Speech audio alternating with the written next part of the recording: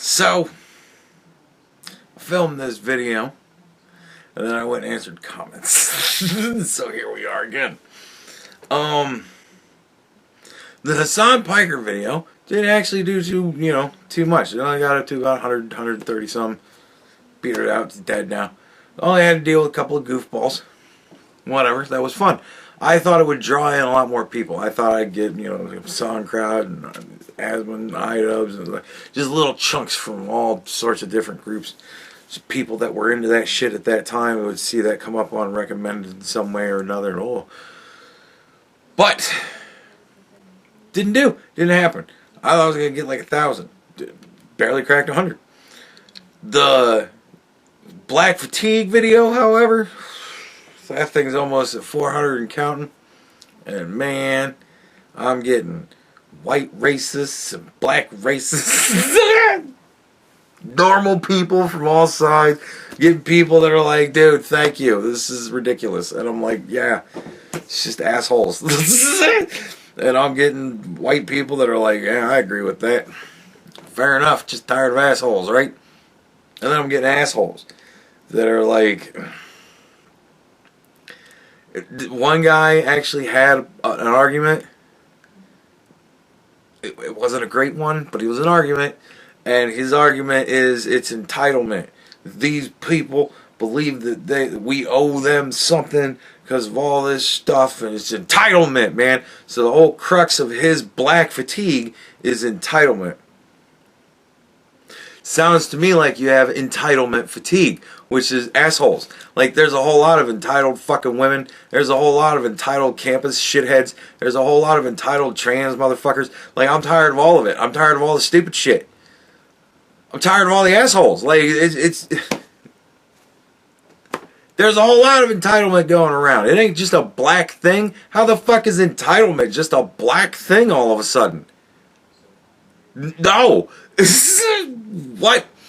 And then the other person is like, everything that's going on in South Africa and everything that's going on with Carmelo Anthony, just wait, they'll murder your kid. And I'm like, what the fuck? Like, what the fuck? Like, violence is also not a black only thing. Like, what the fuck? Like, I am not going to walk down the streets terrified of every black person that looks at me. Like, and I may be almost a 50-year-old gamer, fuck you, but I do get out a lot. I have a job where I have to go out in the world and meet people. And I meet a lot of black people. And most of them are cool. And every once in a while I meet black people and I go, oh, that's not a cool person. And I meet a lot of white people. And most of them, I go, wow, they're pretty cool. And sometimes, though, I meet some white people and I'm like, hey, you are not very cool.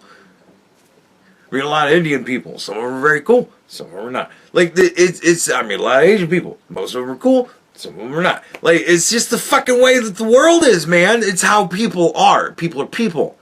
And most of them are going to be pretty cool. Some of them won't. Like,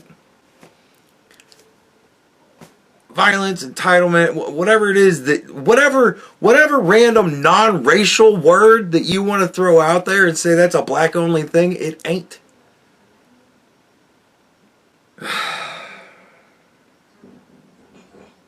And I gotta say, in closing, the word decrackerization, like, I get it. I get it. The guy's on my side.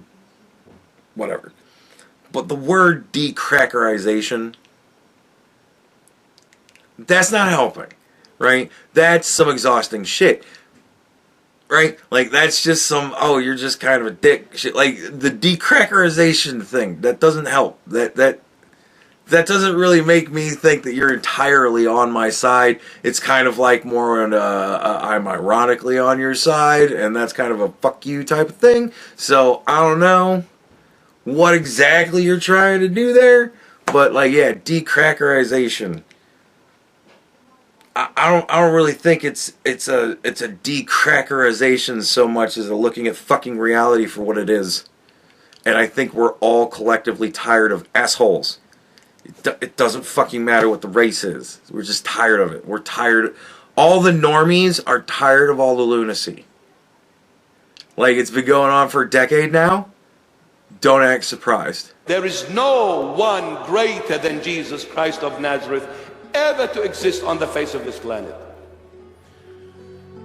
I belong to that Jesus. I fear no one, and I fear nothing. Understand? So, happy Memorial Day, everybody. I hope everybody's had a fun Memorial Day. I hope it continues to be a fun Memorial Day. This is probably not Memorial Day when you're seeing it. If it isn't, I hope you had a fun Memorial Day. Right? I'm a time traveler. I hope you're having, have had, or are going to have a happy Memorial Day. Anyways, I said Friday I was going to do a Potpourri episode. As you know from the title, this is the Potpourri episode. I had other shit that I wanted to do, and I'm not doing anything on Sunday, so... Right? So Monday, Potpourri, Memorial Potpourri, if you will. What do we got to talk about? I've got a list of things. Alright, so... One thing I've been wanting to talk about for forever is David Hogg. I'm sure you all remember David Hogg. At this point, there have been so many of them, I don't even remember which school shooting it was. But there was a school shooting, and David Hogg happened to go to the same school. He wasn't overly affected, but it wasn't like kids in the room he was in. Like he was, in the school, and there was shooting going on in the school. But the shooting was going on in a part of the school that he wasn't in. He was over here. There are a whole lot of things with David Hogg. David Hogg acts like the gunman essentially used him as a human shield for most of the standoff. There's all sorts of crazy things going on. Nevertheless, David Hogg. So he becomes a huge, there should be no guns in a polite society advocate, right? And I fully support that. And as soon as we get into a polite society, I'll advocate for the removal of guns. What do we need them for at that point? Well, other than like hunting and stuff. But nevertheless, right? We don't need them for protection if we all live in a polite society. And as soon as we get there, we'll be there. We're not there. So, all over CNN, MSNBC, all those fucking places, right? And he became like the talking head for anytime anybody got shot, he was out there talking about how we need to have no guns. All over Twitter, we need no guns. That was his big thing, no guns, right? Super radical nutbag kid that grew into a super radical nutbag adult. But he ran for office. Not just any office. DNC vice president, I believe. Something like that. Something to do with the Democratic National Committee, whatever. And he became like the VP, right? And immediately just started pissing people off because he's super radical dumbfuck. And so he loves like Jasmine Crockett and all the people that are like super crazy now. And he's all into them. And like, they're like, but we need to not be crazy and stupid anymore. Otherwise, we're never going to win an election again. This is really bad.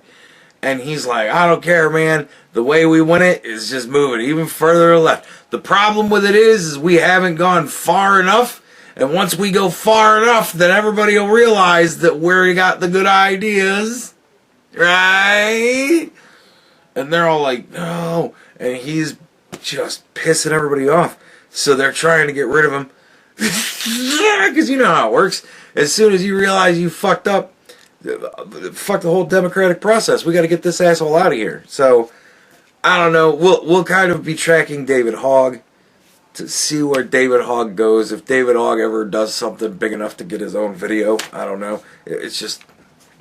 But yeah, the whole David Hogg thing is cracking me up. Yet again, the radicalization of the left has created another leftist radical that decided to infiltrate the already crazy left, try and make it even crazier, and now people are like, shit, we're just being overrun. As everywhere else in the country is cleaning that shit out, the Democratic Party is just being overrun by nutbags, and I'm loving it. They're going to be fucking done.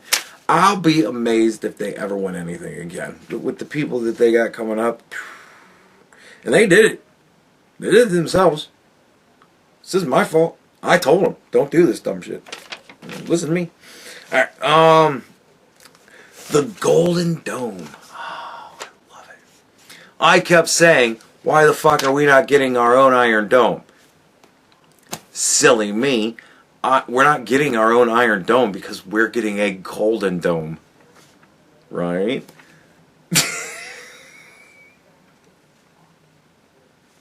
And I love it. I watched the little thing Donald Trump had, and I was surprised to see a representative from the Space Force, like a top guy. I think he might even be the top guy in the Space Force was there, and I'm like, that means we're not going to be setting up like missile batteries around the country. That means we're going to be setting up like satellites in space that are missile batteries protecting the country. I'm like, that's cool. Like, I remember in the 80s, man, the Star Wars fucking program where Reagan wanted to put like laser satellites up in space or something like that. Now we're going to have like missile batteries and satellites in space. That's going to be kind of cool. I like the idea of that.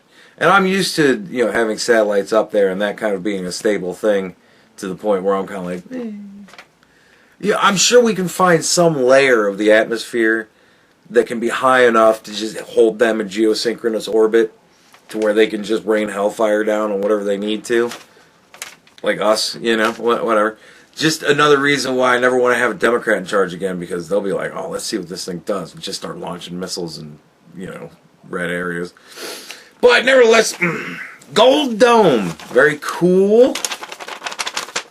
I like the Golden Dome. And I like that there's a Space Force guy there. That tells me that this is going to be some fucking neat shit. It isn't like, oh, we're just going to set up a whole bunch of missile batteries all on the coast, you know, on the beaches of California and the beaches of Florida and whatnot. Yeah, we're just going to start setting up missile batteries. Like, that would kind of suck. But space stuff. I like the idea of space defenses. That always turns me on. Let's see what else we got. Diddy. Dude. Diddy. All the Diddy stuff. Like, it's so bad that everybody is honestly saying that, oh, they're just trying to convict him of being a terrible man. And then they're going to expect that the jury's going to put him away for just being a terrible man. And I'm like, what do you mean? Like, are you stuck on the fact that he's got the hooker having sex with his wife? You're not paying attention to the fact that he's flying the hooker all around the country, if not the world, to fuck his wife? Like, you realize that is like super... It's one thing to get a hooker. It's another thing to take the hooker across state lines. That's like mega crime, right? But then you take that hooker outside of the country to another country and back.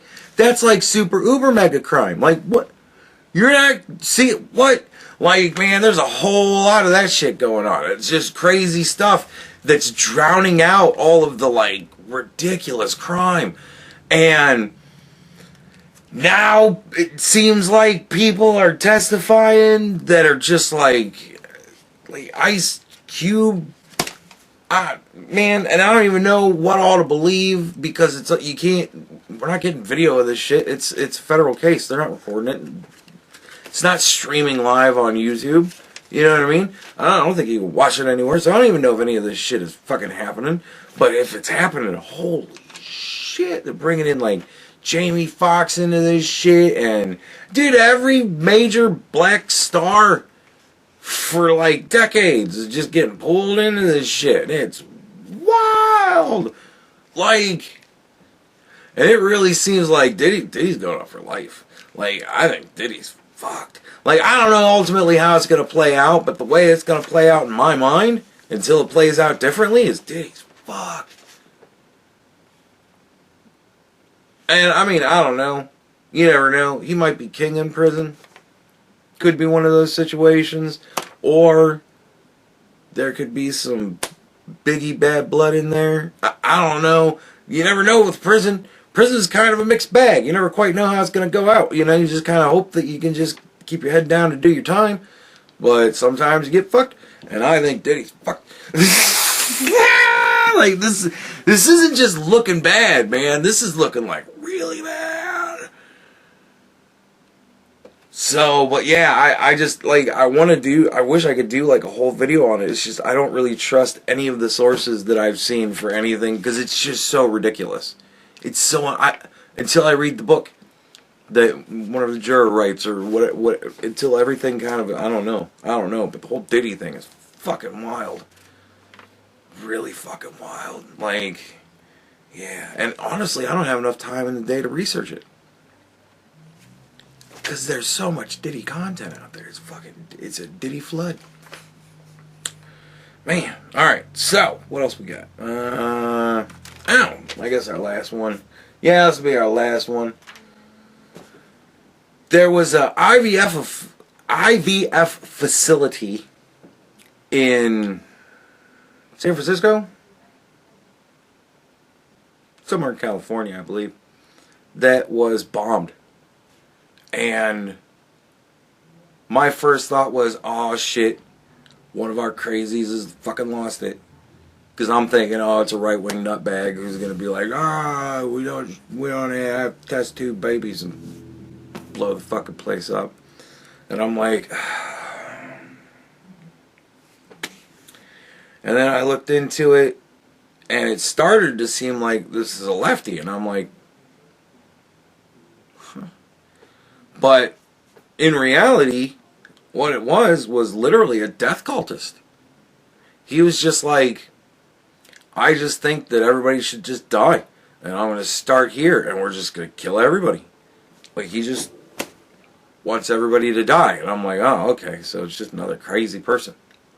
Well, another crazy person blowing shit up, making it look bad for everybody because he's a crazy person, so all the right-wing people are going to go, well, look, he's a crazy person. Obviously, he's a leftist. And all the leftists are going to go, well, it's an IVF facility, so obviously it's a right-wing crazy person. No, he's just a crazy person. He doesn't want either of you to live.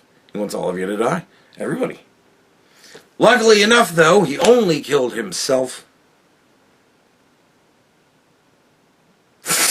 Like, I'm not entirely sure, but I don't even think people were injured. Like, maybe a couple people were injured, but, like, I'm pretty sure he only killed himself. So it's like,